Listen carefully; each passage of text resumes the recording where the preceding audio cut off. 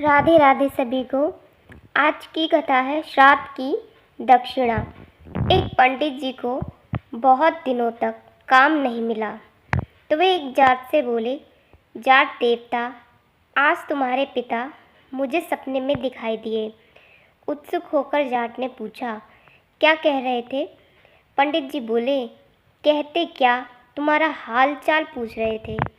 कह रहे थे कि बच्चों ने मुझे भुला दिया है, जिसके कारण मैं बहुत दुखी हूँ। जाट को याद आया, बोला, पंडित जी ठीक कह रहे हो। मरने के बाद मैंने पिता का श्राद्ध भी नहीं किया, शायद इसीलिए दुखी है। तो कर डालो पिता का श्राद्ध, इसमें विलंब की क्या बात है? पंडित जी ने अपना दांव लगाया। अगले ही दिन जाट ने पंडित जी को घर बुला लिया। पंडित जी ने श्राद्ध की सामग्री में ढेर सारा माल रखवा लिया। सोना, चांदी, भांडे, बर्तन से लेकर खाने पीने का सारा सामान। इनके अलावा पिता को जो चीज़ें पसंद थी वह सभी कुछ लाकर जाट ने सामने रख दी। धूमधाम से श्राद्ध की तैयारी हुई।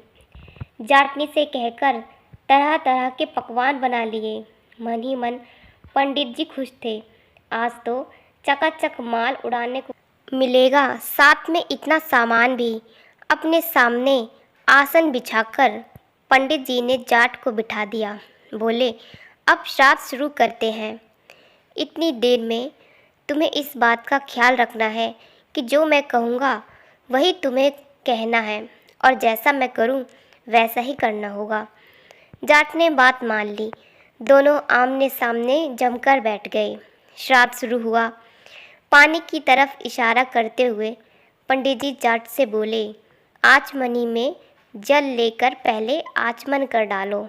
उसी तरह लोटे की तरफ इशारा करते हुए जाट भी पंडित जी से बोला, आचमनी में जल लेकर पहले आचमन कर डालो। पंडित जी बोले, भाई मैं तुम्हारे लिए कह रहा हूँ, आचमन तुम्हें करना है, मुझे नहीं। जाट ने भी वही दोहराया। पंडित जी परेशान हो गए, कड़क कर बोले, अरे मूर्ख, मैं तेरे लिए कह रहा हूँ, श्राद्ध तेरे बाप का हो रहा है, मेरे बाप का नहीं। अपनी कड़क आवाज़ के साथ जाट ने भी पंडित जी को डपट दिया। अब तो पंडित जी से ना रहा गया। घूंसा दिखाते हुए बोले, तू नहीं मानेगा। जाट ने भी अपना घूंसा तान लिया और पंडित जी को दिखाते हुए बोला, तू नहीं मानेगा। पंडित जी ने आव देखा न ताव एक तगड़ा हाथ जाट की कनपटी पर जड़ दिया। बोले, पहले तेरी खोपड़ी दुरुस्त कर लूँ, बाद में श्राद्ध होता रहेगा। झापड़ इतनी ज़ोर से पड़ी कि 1 मिनट के बाद ही जाट को होश आया। होश आने के बाद उसने भी अपनी बाहें चढ़ा ली और बदले में पूरी ताकत के साथ पंडित जी के गाल पर तगड़ा हाथ दिया। पंडित जी को तारे नज़र आने लगे। उन्हें 2 मिनट के बाद होश आया। अब क्या था? पंडित जी और जाट दोनों पूरे क्रोध में भर आए। लात घूंसों से श्राद्ध होने लगा। पंडित जी जितनी लात लगाते उतनी लातें जाट की भी खा जाते। जाट के शरीर पर जिस जगह पंडित जी का घूंसा पड़ता, उसी जगह पलटकर जाट भी उनके घूंसे धर देता। मन ही मन पंडित जी सोचने लगे, मूर्ख से पाला पड़ गया है। उन्होंने कई बार जाट को समझाया, लेकिन जाट की समझ में कुछ ना आया। नतीजा यह है कि बात पर फिर बात बढ़ी और दोनों फिर से गुत्तम गुत्ता होकर लड़ने लगे। कभी पंडित जी नीचे होते तो कभी जाट के नीचे होने की बारी आ जाती। आपस में देर तक लात घूंसे और उठा पटक का दौर चलता रहा। आखिर मैदान छोड़कर पंडित जी को भागना पड़ा। प्रसन्न हो जाट भी अपनी जाटने के पास लौटा।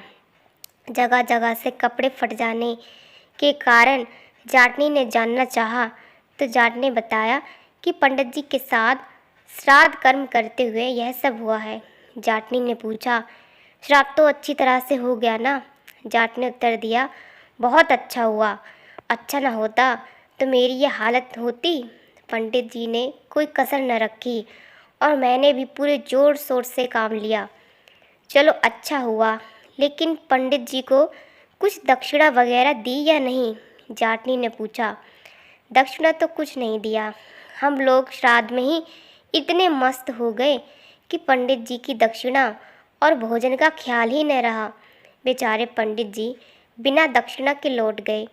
अब तुम ही थोड़ा कष्ट करो, एक बड़े थाल में भोजन और साथ में दक्षिणा पंडित जी के घर पहुंचा आओ, वरना श्राद्ध का कोई फल नहीं मिलेगा।